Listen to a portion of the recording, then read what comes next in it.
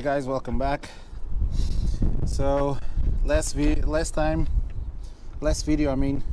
I mentioned about the brake upgrade for the Golf, but those are bigger calipers for the rear, but we're actually going to start the upgrade on the front brakes, and we're going to install braided lines, because when we install the caliper, the bigger caliper on the back, we're gonna have already the braided line installed, so we're gonna do it on the front. I hope the audio in this video is good, because if you notice here, I have a new microphone. I'm testing it out in this video, and today is actually windy and it started to rain too, but it's actually going to be a good test for the microphone as well because of the wind. So hopefully the sound will be good, and we're gonna have the braided lines installed in no time. So I've done this side already. You can see it's all threaded up there with the clip.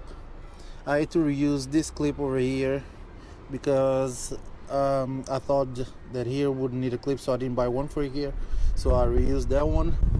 Here the banjo bolt, it goes from a 12 millimeter to 14. The HEL lines come with a 14 millimeter banjo bolt, but it's all good, it threads in just fine. This side is all complete, so we're gonna go to the other side. Do yourself a favor, scrape everything off and put WD-40 on it. It's gonna help you massively.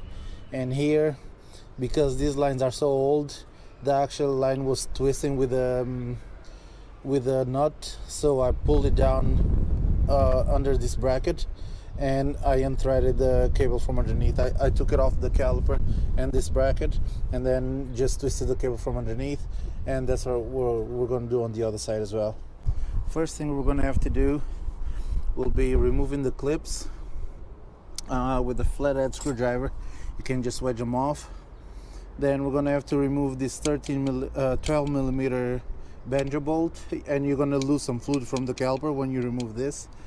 And also, once you remove this clip from here, you're actually going to have to knock it out, because I'm sure it's going to be rusted depending on how old your car is. But to remove these clips, you just wedge a screwdriver in there and like that you get it off. This one up here is not as easy because of room. There's not that much room, but there's just enough for you to wiggle the screwdriver until you pop it loose.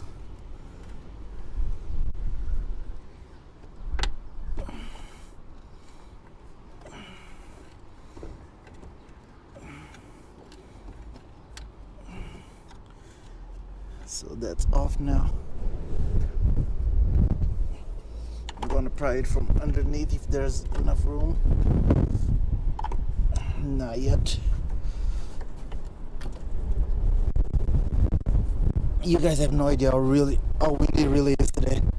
I really hope this new microphone is doing what it's meant to do and blocking the wind.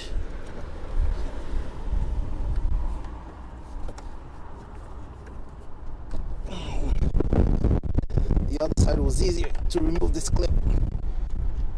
There we go. Are we there? Nope, not yet. There. Off. So up there I'm gonna put a new clip, so I wasn't really bothered about bending this, but down here I'm gonna have to reuse it. So now that this is off, as you can see, the hose doesn't move from there. And what I did on the other side,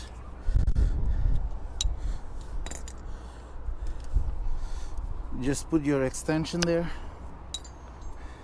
and give it a couple taps. And as you can see, it's not loose.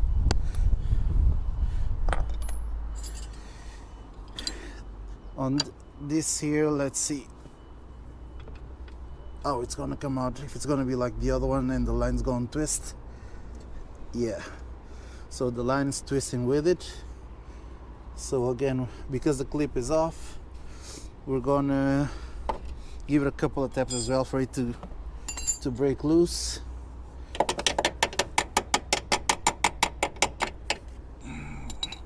Because it's caked with dirt and also rust from all over these years. So do the best you can to clean as much as you can, and that will make your life a lot easier.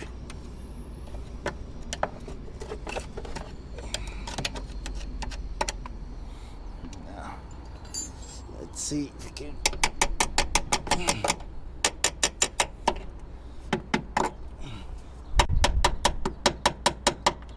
This side is proper stuck.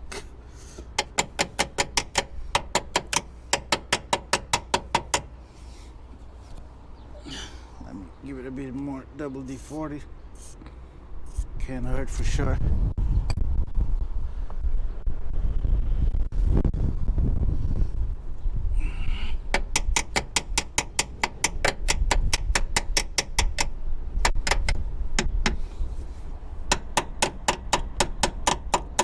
Also, I'm just using the ratchet because I don't want to hit it with the hammer, because the hammer might be too heavy. I don't want to break anything.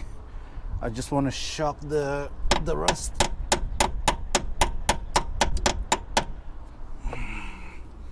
And once that's loose, I can then remove this and then unscrew the cable, the hose from underneath here. Now everything is loose. I'm gonna have to remove this here, and then I can unscrew the cable. And to unscrew the cable, because I'll show you on the new one, because the lines are notched, so on one side there's a notch that actually it's facing towards the car. Because that is notched, I'm gonna use the box end wrench or line wrench, whatever you want to call it, to actually pull down the line so I can unscrew this, because otherwise the notch won't let you unscrew it. But first we're gonna have to break this loose. Yeah, there. There's a bit of fluid coming out already, but again, as I said, that brake fluid is the one from the caliper. And a pro tip for when you do this: put something holding the brake pedal depressed, because I heard that actually closes the master cylinder. It prevents fluid coming out. And when I took the hose from the other side, no fluid came out whatsoever. So that will prevent you losing tons and tons of brake fluid. So now we can remove the banjo bolt.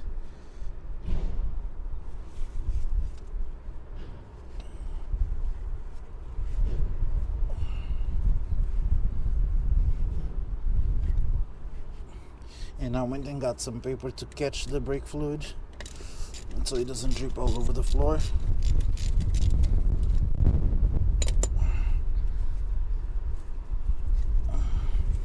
There, so this is off, and there's loads of brake fluid coming out of the caliper, and nothing from the line, because the brake pedal is pushed. I left my brake bar in there. So that's it. Even though there's no brake fluid dripping from this line, be very careful you don't get any brake fluid on your rotor, and definitely not on your pads.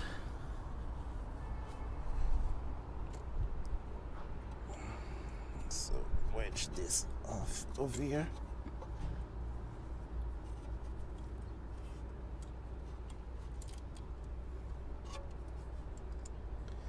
So now the hose is hanging back there, and with the box wrench I'm just gonna push it down enough for it to clear the bracket, and I'm gonna undo it from underneath.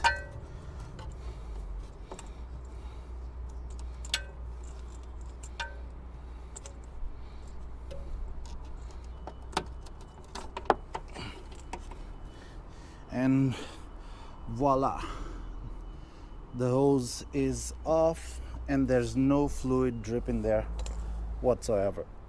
When you buy these lines, they come with this little black clip, and what you do with it, you put it around the brake line and then you measure with the other one where that bracket was for this and this, and then you just clamp it together, and that will prevent this thing from moving around and the line sliding in there, because as you can see, it moves freely. Even after you put this in there, when you turn the steering, the line can still move. So with this clamped on the hose, it'll prevent the line moving around here. So I'm gonna do this quickly.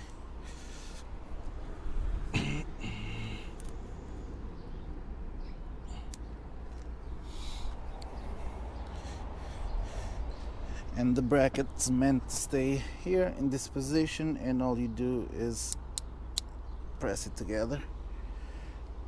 You'll not be able to fully clamp it together, so you'll need a pair of pliers to actually fully close this.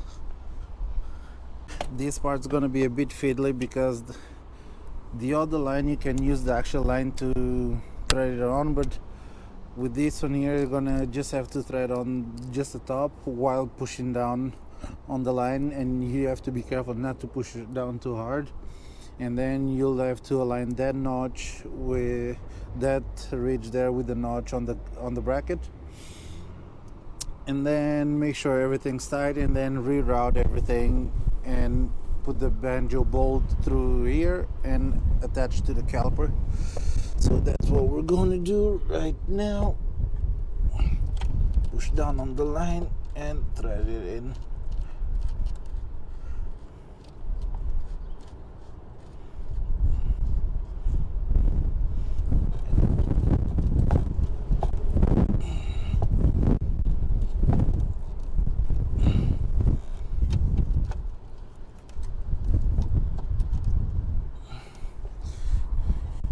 What you can also do, because the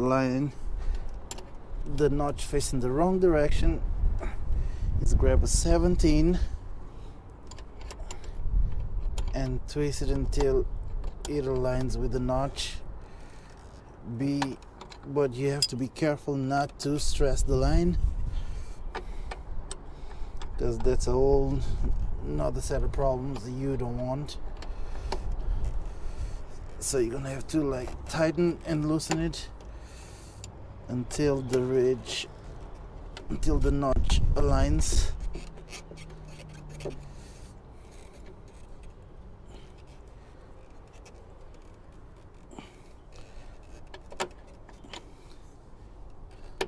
Because if the notch doesn't align, you'll not be able to put the clip.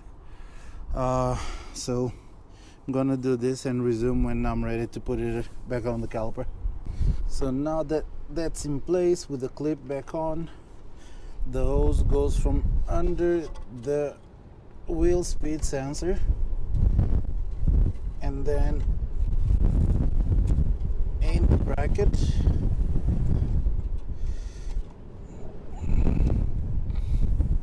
Just trying to get everything in place,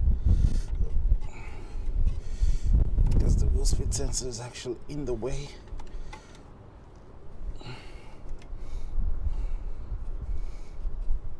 Or yeah, you could just pull this out of its bracket. It should just pull up.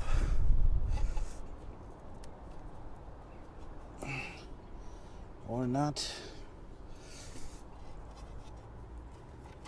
Or just try to maneuver it out the way just a little bit, just enough for you to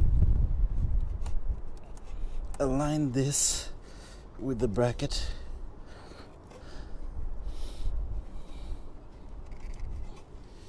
Which is not the easiest thing, because this is definitely in the way, but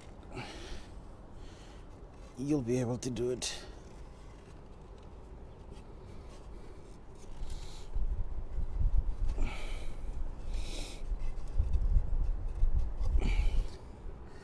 Now that's aligned with the ridge.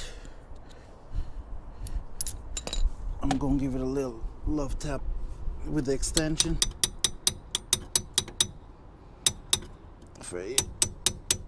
Yeah, it finally in place.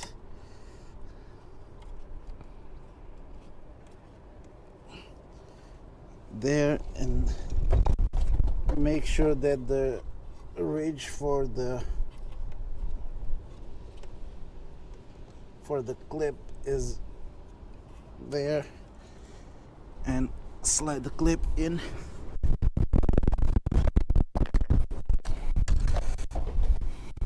When I said it was windy, I really wasn't joking. I even knocked my camera down. But yeah, so go under there, put the clip in, and now we can put the banjo bolt. And with banjo bolts you always need 2 crush washers, and make sure you use new ones. So you have to put the banjo bolt, a crush washer goes through the hose, another crush washer, another crush washer, and only then you can put it back in the caliper. And needless to say, that first started by hand, it goes in really nicely. As you can see, it's all the way in, and now you're gonna have to tighten it. Normally I look up torque specs, but this time I honestly forgot, so make sure it's proper tight. So as I said, the new ones are 14s and the old ones were 12s. So that's proper snug. Yeah, so the hose was starting to move. So that's all done now. What I'm gonna do, obviously you're gonna have to bleed the brakes, because the brake fluid that you lost from there, you're gonna have to refill it. I'm actually thinking about doing a flush, bleed the whole system, since we're gonna do the real calipers as well, or I'll do the whole system when we do the brake upgrade. So now what we're gonna have to do is bleed the front brakes and obviously check the brake fluid, although we didn't lose that much from the lines, because like I said, I have the brake pedal depressed. We're still gonna have to refill the caliper and bleed the front brakes. So what I'm gonna do is, instead of using the power bleeder, which I'm gonna show you how to use next time when we fit the bigger brakes, instead of using the power bleeder, I'm gonna pump the brakes, hold it with a what do you call it, the breaker bar, and then come and open the bleed nipples. You start with front left. On these cars you start with the fronts, so it will be okay just to do the fronts today. So it's front left and then front right. I'm gonna do front left a couple of times, then front right a couple of times, and then I think I'm gonna do it once more to make sure there's no air in the system. So I'm gonna get the hose, a bottle, and we're gonna bleed the front brakes. So now we're all done. Brakes are bled, they are feeling good. I'm now gonna put the wheels on and drive it a little bit, make sure that the brake pedal is working fine and the car actually stops. And take a look at these old brake lines. They are looking a bit sore for themselves, especially in this joint here, but nothing to worry about now, because now we've got those braided lines looking nice and solid here on the car. And when I started bleeding the brakes, I put clean fluid in this bottle, and look how dirty it is, just from 2 calipers. So for sure this car needs a brake flush, which I'll do when we install the brakes. So we're gonna put new brakes and definitely new fluid in it, because this is really dirty fluid. And as you know, brake fluid has a yellowy gold color, so that's definitely not gold color. So we need to get that flushed ASAP. So that's it for today, guys. I really hope you enjoyed it. I really hope I deserved a subscribe from showing you how to install the braided lines, and I'll be seeing you guys next time when I paint the second caliper for the rear axle. So guys, I'll see you guys in the next upload. Thank you very much. Like and subscribe. So this is now 3 days later after I installed the brake lines. In the interest of being full transparent, bleeding the brakes with the breaker bar pushing against the pedal didn't work. I mean, it did work, the brakes worked, but they weren't properly bled. So I had to use a two-man system to properly bleed the brakes, and they're now properly bled. The brake pedal feels a bit firmer, but not a whole lot because the system still has dirty fluid. I still need to upgrade the rear brakes, but it does feel a tiny bit better. But yeah, so just wanted to let you know that cutting corners wouldn't work, because that's what I did, and definitely didn't work. While you're here, let me know in the comments what was the microphone like. You saw that it was really windy. Let me know how the microphone performed. See you in the next video.